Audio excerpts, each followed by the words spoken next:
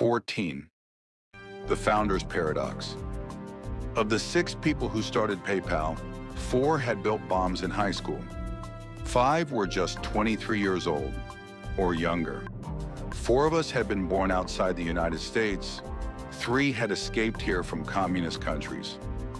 Yupan from China, Luke Nosek from Poland, and Max Levchin from Soviet Ukraine. Building bombs was not what kids normally did in those countries at that time. The 6 of us could have been seen as eccentric. My first ever conversation with Luke was about how he just signed up for cryonics, to be frozen upon death in hope of medical resurrection. Max claimed to be without a country and proud of it. His family was put into diplomatic limbo when the USSR collapsed while they were escaping to the US. Russ Simmons had escaped from a trailer park to the top math and science magnet school in Illinois. Only Ken Howery fit the stereotype of a privileged American childhood. He was PayPal's sole Eagle Scout. But Kenny's peers thought he was crazy to join the rest of us and make just 1/3 of the salary he had been offered by a big bank. So even he wasn't entirely normal. Truly, the PayPal team in 1999, are all founders unusual people? Or do we just tend to remember and exaggerate whatever is most unusual about them? More important, which personal traits actually matter in a founder? This chapter is about why it's more powerful, but at the same time more dangerous for a company to be led by a distinctive individual instead of an interchangeable manager. The difference engine. Some people are strong, some are weak, some are geniuses, some are dullards, but most people are in the middle. Plot where everyone falls and you'll see a bell curve. Truly. Since so many founders seem to have extreme traits, you might guess that a plot showing only founders' traits would have fatter tails with more people at either end. Truly. But that doesn't capture the strangest thing about founders. Normally, we expect opposite traits to be mutually exclusive. A normal person can't be both rich and poor at the same time, for instance, but it happens all the time to founders. Startup CEOs can be cash poor, but millionaires on paper. They may oscillate between sullen jerkiness and appealing charisma. Almost all successful entrepreneurs are simultaneously insiders and outsiders. And when they do succeed, they attract both fame and infamy. When you plot them out, founders' traits appear to follow an inverse normal distribution. Truly, where does this strange and extreme combination of traits come from? They could be present from birth, nature, or acquired from an individual's environment, nurture. But perhaps founders aren't really as extreme as they appear. Might they strategically exaggerate certain qualities? Or is it possible that everyone else exaggerates them? All of these effects can be present at the same time, and whenever present, they powerfully reinforce each other. The cycle usually starts with unusual people and ends with them acting and seeming even more unusual. Truly. As an example, take Sir Richard Branson, the billionaire founder of the Virgin Group. He could be described as a natural entrepreneur. Branson started his first business at age 16, and at just 22, he founded Virgin Records. But other aspects of his renown, the trademark lion's mane hairstyle, for example, are less natural. One suspects he wasn't born with that exact look. As Branson has cultivated his other extreme traits, is kiteboarding with naked supermodels a PR stunt? Just a guy having fun? Both. The media has eagerly enthroned him. Branson is the Virgin King, the undisputed king of PR, the king of branding, and the king of the desert and space. When Virgin Atlantic Airways began serving passengers drinks with ice cubes shaped like Branson's face, he became the Ice King. Is Branson just a normal businessman who happens to be lionized by the media with the help of a good PR team? Or is he himself a born branding genius, rightly singled out by the journalists he is so good at manipulating? It's hard to tell. Maybe he's both. Truly. Another example is Sean Parker, who started out with the ultimate outsider status, criminal. Sean was a careful hacker in high school, but his father decided that Sean was spending too much time on the computer for a 16-year-old. So one day he took away Sean's keyboard mid-hack. Sean couldn't log out. The FBI noticed. Soon, federal agents were placing him under arrest. Sean got off easy since he was a minor. If anything, the episode emboldened him. 3 years later, he co-founded Napster. The peer-to-peer file-sharing service amassed 10 million users in its first year, making it one of the fastest-growing businesses of all time. But the record company sued, and a federal judge ordered it shut down 20 months after opening. After a whirlwind period at the center, Sean was back to being an outsider again. Then came Facebook. Sean met Mark Zuckerberg in 2004, helped negotiate Facebook's first funding, and became the company's founding president. He had to step down in 2005 amid allegations of drug use, but this only enhanced his notoriety. Ever since Justin Timberlake portrayed him in The Social Network, Sean has been perceived as one of the coolest people in America. JT is still more famous, but when he visits Silicon Valley, people ask if he's Sean Parker. Truly, the most famous people in the world are founders too. Instead of a company, every celebrity founds and cultivates a personal brand. Lady Gaga, for example, became one of the most influential living people. But is she even a real person? Her real name isn't a secret, but almost no one knows or cares what it is. She wears costumes so bizarre as to put any other wearer at risk of an involuntary psychiatric hold. Gaga would have you believe that she was born this way, the title of both her second album and its lead track. But no one is born looking like a zombie with horns coming out of her head. Gaga must therefore be a self-manufactured myth. Then again, what kind of person would do this to herself? Certainly nobody normal. So perhaps Gaga really was born that way, where kings come from. Extreme founder figures are not new in human affairs. Classical mythology is full of them. Oedipus is the paradigmatic insider-outsider. He was abandoned as an infant and ended up in a foreign land. But he was a brilliant king and smart enough to solve the riddle of the Sphinx. Romulus and Remus were born of royal blood and abandoned as orphans. When they discovered their pedigree, they decided to found a city. But they couldn't agree on where to put it. When Remus crossed the boundary that Romulus had decided was the edge of Rome, Romulus killed him, declaring, "So perish every one that shall hereafter leap over my wall." Lawmaker and lawbreaker, criminal outlaw and king who defined Rome, Romulus was a self-contradictory insider-outsider. Normal people aren't like Oedipus or Romulus.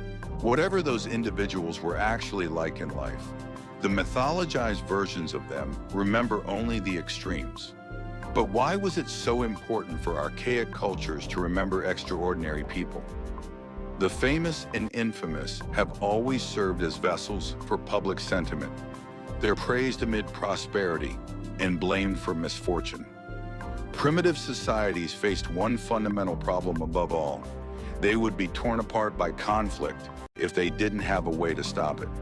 So whenever plagues, disasters, or violent rivalries threatened the peace, it was beneficial for the society to place the entire blame on a single person, someone everybody could agree on, a scapegoat.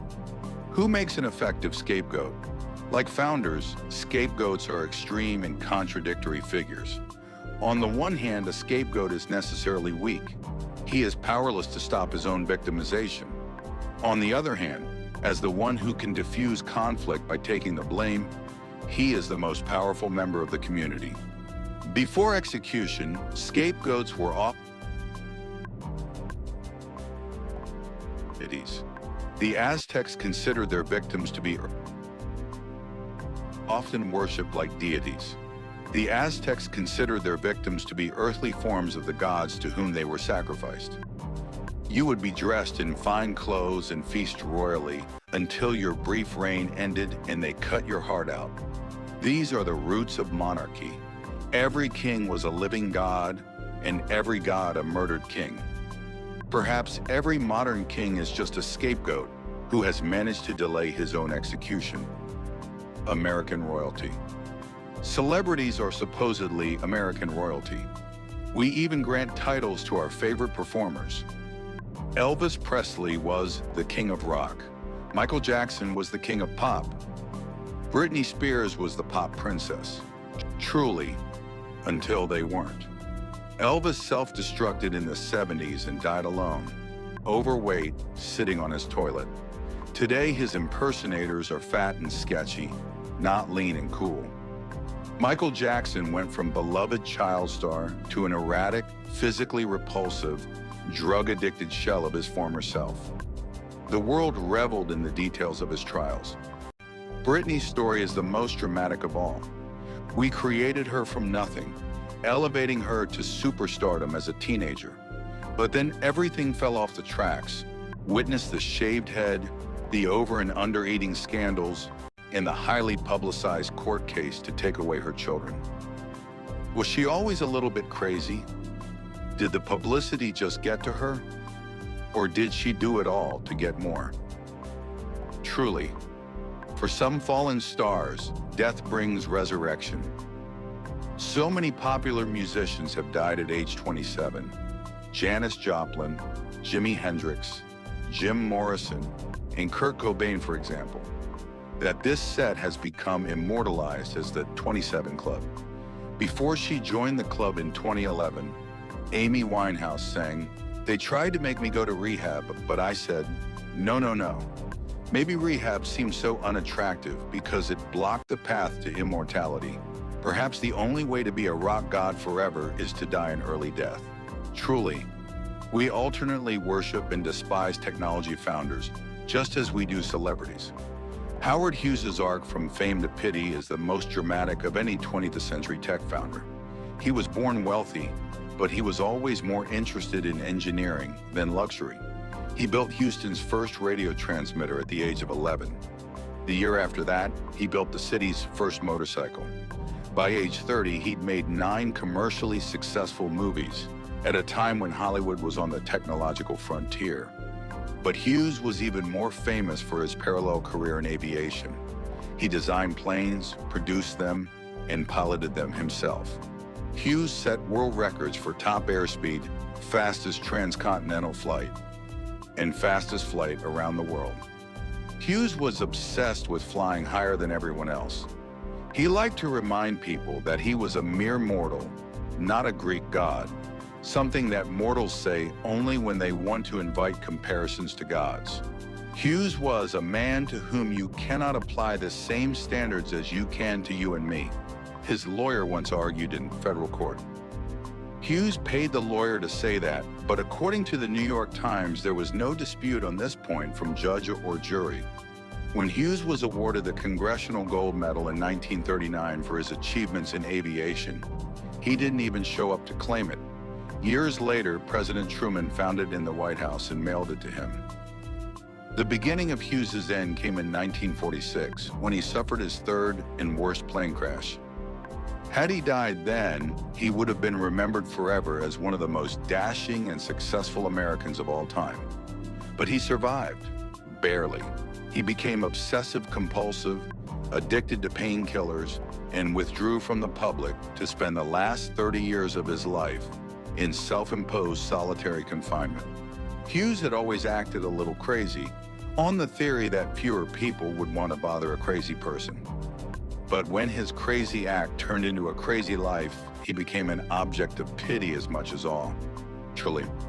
More recently, Bill Gates has shown how highly visible success can attract highly focused attacks. Gates embodied the founder archetype. He was simultaneously an awkward and nerdy college dropout outsider and the world's wealthiest insider. Did he choose his geeky eyeglasses strategically to build up a distinctive persona? Or, in his incurable nerdiness, did his geek glasses choose him? It's hard to know. But his dominance was undeniable. Microsoft's Windows claimed a 90% share of the market for operating systems in 2000. That year, Peter Jennings could plausibly ask, who is more important in the world today? Bill Clinton or Bill Gates? I don't know. It's a good question. The U.S. Department of Justice didn't limit itself to rhetorical questions.